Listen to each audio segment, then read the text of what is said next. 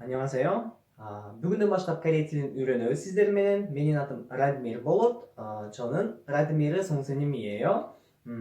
башында баштаганда биз корей тамгаларын үйрөнүшүбүз керек. Корей тамгасы Кытай тилиндеги иероглифтей эмес, буларда үнсүз тамгалары бар.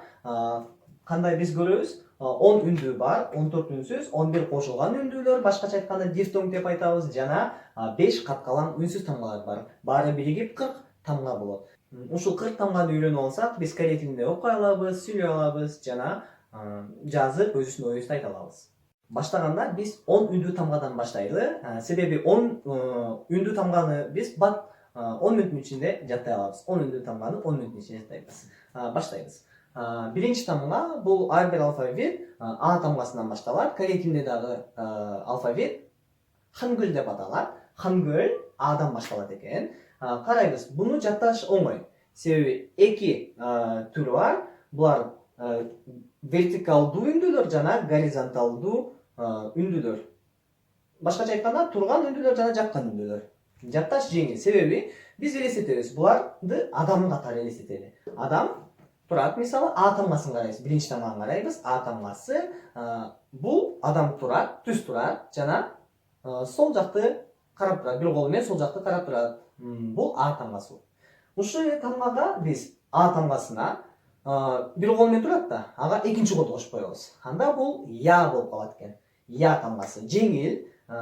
Так, кайра ушул А тамгасын каратабыз биз. Оң тарапты каратып койсок, анда бизде бул О тамгасы болуп калат экен.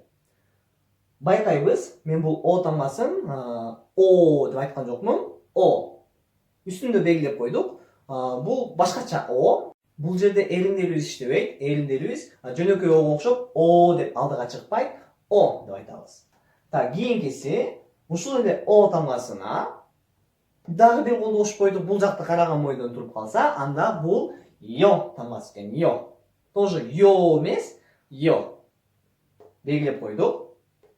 Кийинкиси адам турат, жөн эле колун эч жакка көтөрбөй түптүз турат. Бул И тамгасы экен. Англис тилине окшош, англис тилиндеги И тамгасына окшош экен. Кийинки жаткан үндүүлөр, горизонталдуу үндүүлөрдү карайбыз.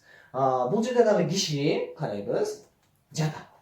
Жатат дагы бир колу менен асманды карап жатат. Көтөрүп алып жатат. Анда бул О тамгасы болуп калат экен. О. Бул жерде О болсо, бул О. Менин эриндеримди карайбыз. О, жөнөкөй О болот бул. Бул болсо О. Кийинкиси дагы бир колуна экинчи колун кошуп көтөрүп жатат. Анда бул дагы Ё тамгасы экен. Ё тамгасы болуп калат. Жөнөкөй эле Ё, эриндерибиз кадимкидей эле иштейт. Бул жерде болсо эриндерибиз иштебейт. Ё. Бул Ё. Ушул эле О тамгасы жаткан колду көтөрүп асманды карап. Эми ушул эле бойдон колду ылдыйды каратып жатып алды. Башкача айтканда, бир колу менен отжимание жасап жатат. Анда бул У болуп калат экен. Кийинкиси бир колу менен отжимание жасап жатып, экинчи колун кошду. Эки колду отжимание жасаса, бул Ю тамгасы болуп калат экен. Ю тамгасы бул эки колу менен отжимание жасап жатат. Акыркысы эки колу менен отжимание жасап жатып, уже чарчады. Анда бул жөн эле жатып алды, түптүз жатып алса, бул И тамгасы болуп калат экен. Келгиде дагы биз бүгүн 14 үнсүздүүнүн бир тамгасын өтөбүз. Себеби сөздөр үнсүз жана үндүүдөн турат да. Биз бүгүнкү өткөн 10 үндүү тамгалардын менен эч кандай сөздү түзө албайбыз. Ал үнсүздөр менен биригип гана сөздөрдү бере алат. Биринчи тамга бул тоголок О тамгасына окшош. Кыргыз тилиндеги О тамгасына окшош тамга, корей тилинде да бар экен. Ал эгер үнсүз үндүү менен бирге болсо, баш эки мааниси бар экен. Окулбайт жана Н болуп калат экен. Окулбайт бул минус кылып жазып койдум. Атайын качан окулбайт? Бул үнсүздүү тамга, тоголок үнсүздүү тамгасы окулбаган түрүн биз үндүүлөр менен чогуу өтөбүз. Карайбыз. Бизде эки түр бар болчу үндүүлөрдүн. Алар турган үндүүлөр жана жаткан үндүүлөр. Биз турган үндүүлөрдүн сол тарабына тоголокту жасабыз. Турган үндүүлөрдүн жанында жасалат экен. анда булар экинчи майнысы ң болчу. Ңа болуп окулбайт. Тоголоктор эч кандай окулбайт. А деп эле окулуп калат. Бул болсо я болуп окулат.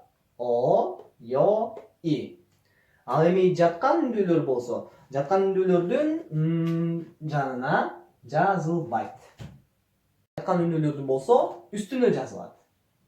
Бул О болуп эле окулат. Yo, U, Ю, I болуп окулат. Булар эмнеге керек? Сүйлөмдөр үндүү болуп туруп калышы мүмкүн. Бизде бир нече мисал бар. Мисалы АИ деген сөз бар. АИ.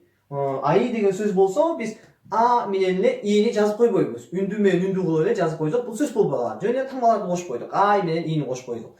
АИ. Эгер биз бул сөздү жазыш үчүн анда тоголокторду кошот экенбиз. ң деп аталат. АИ деп окулат анда. АИ болсо бул бөбөк. Ушундай эле үндүү менен түзүлгөн бир нече сөздөр бар. Аларды карайбыз. Биринчиси болсо АИ болчу. Эгер тоголоктор болбосо, кайталап кетейин, жөн эле тамгалар болуп калат. Тоголокторду кошуп жазды. АИ, эки муун биригип АИ болуп, бөбөк деген сөз чыкты. Кийинки сөз бул О деген сөз. О, тоголок жок болсо жөн эле О тамгасы, үндүү тамгасы, тоголок болсо О сөз болуп калат. Бул 5 деген сөз. Таңгалганда О деп таңгалсак, корейче бул 5 деген түшүндүрөт экен. АИ болсо бир жерибизди уруп алсак, биз АИ дейбиз. Же бир нерсе унутуп калсак, АИ. Бир нерсе унутуп кала турбаймынбы десек, бул корей тилинде жаттаганга оң болот. АИ бул бөбөк. Кийинкиси И. И деген сөз. И бул эки жана тиш деген сөз түшүндүрөт. Кийинкиси ОИ. ОИ. Тоже бир нерсени унутуп калсак, ой, унутуп калган турбаймынбы десек, бул корей тилинде ой деген сөз болуп калат экен. Ал бадыраң деген сөз түшүндүрөт. Кийинкиси ую бул сүт. Эгер тоголоктор болбосо дагы бир жолу кайталап кетейин, жөн эле тамгалар болот. Бизде ую деген сөз бар экен. Значит, тоголоктор менен чогуу жазышыбыз керек экен. Ую болот. Эки муун биригип жазылды. Дагы кошумча эки сөздү окуп коелу. Бул биринчиси Yo, U, түлкү. Кийинкиси ию себеп. Ушул менен бүгүнкү сабакты аяктайбыз. Сөздөрдү сөзсүз жаттап, ар бир тамганы биринчи класстай 2-3 катарга жазып чыгыш керек толтуруп. Ошондо гана биз корей тилдин тамгаларын жакшы жаттай алабыз. 네, 오늘은 여기까지입니다. 안녕히 계세요.